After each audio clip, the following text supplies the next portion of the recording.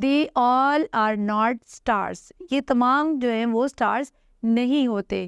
They include galaxies, stars, planets and moon and many other bodies. They look like a star. اب ان تمام bodies کو ہم heavenly bodies کہتے ہیں. They all are called heavenly bodies.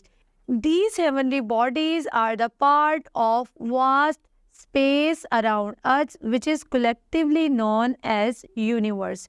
یہ جو heavenly bodies ہوتی ہیں یہ اس vast space کا حصہ ہے جو ہمارے ارد گرد پایا جاتا ہے, اور ان سب کو collectively ہم کیا کہیں گے؟ ہم ان سب کو یونیورس بولیں گے. اب ہم بات کریں گے اسپیس ایکسپلوریشن کی. After seeing the heavenly bodies, one become curious to know the realities of earth and space around us. ہمارے ارد گرد جو ہیں وہ heavenly bodies کو دیکھنے کے بعد انسان کی جو کیوریوسٹی تھی اسپیس اور ارتھ کے بارے میں وہ بڑھ گئی.